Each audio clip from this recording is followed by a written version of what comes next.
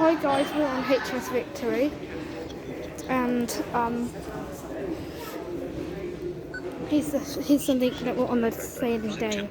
Spent making final preparations for We're at the Portsmouth Historic Dockyard. Sunday the 15th. Captain Hardy orders the massive anchor raised, and Victory sets sail to join the British fleet.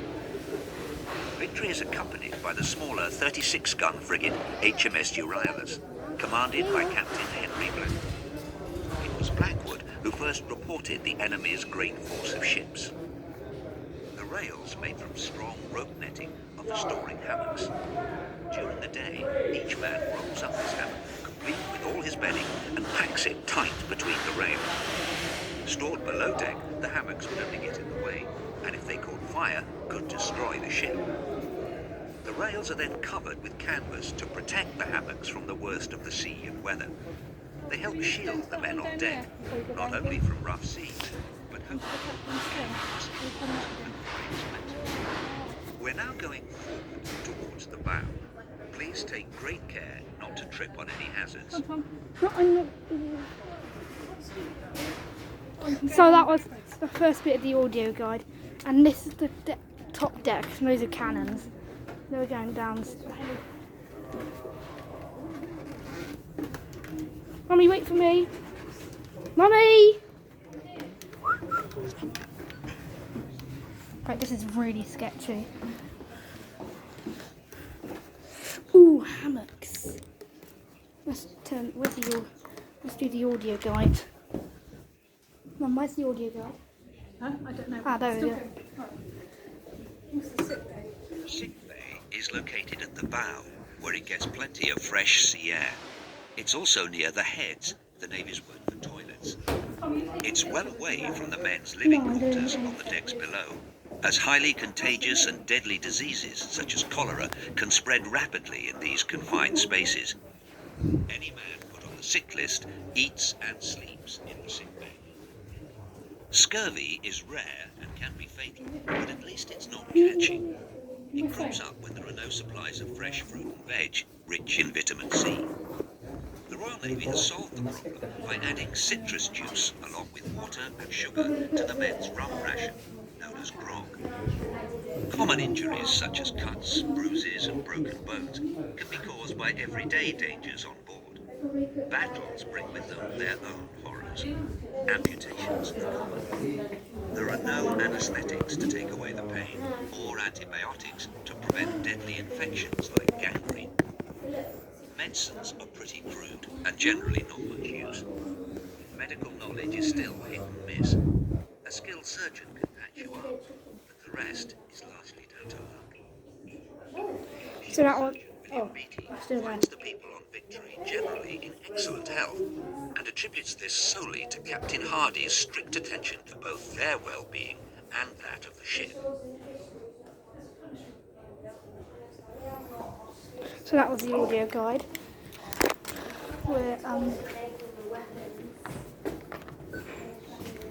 There's punishment here. I won't do this one because it could be inappropriate. But just have a look at these chickens.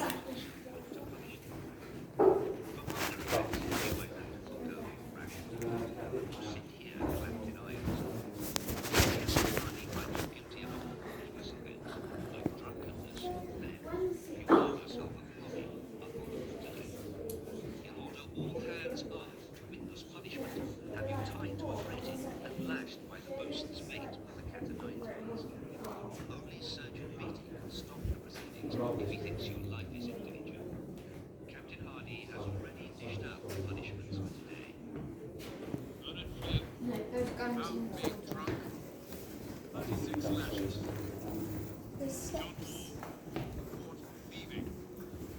72 lashes. So I just heard the audio guide about punishment and stuff like that. So right now we're going through the deck and there's lots of cannons. This is really cool.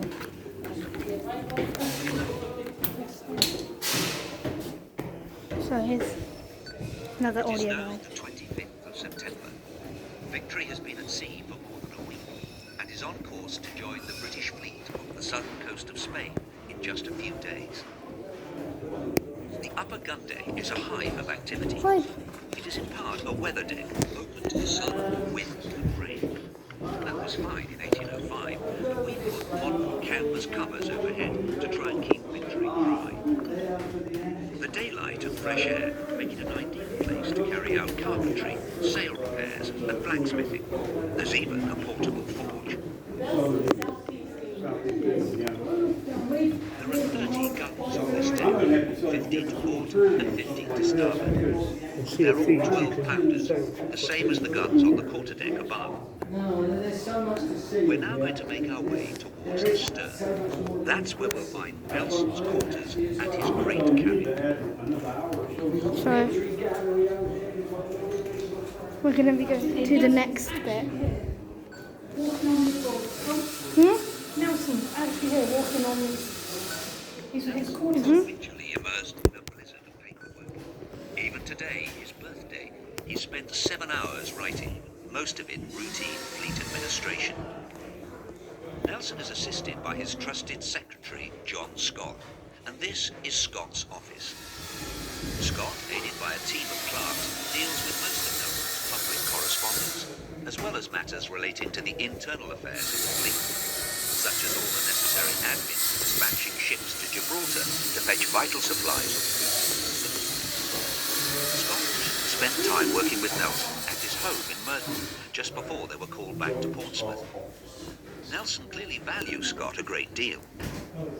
He is a very excellent young man, and I am fortunate in having such a one as a secretary.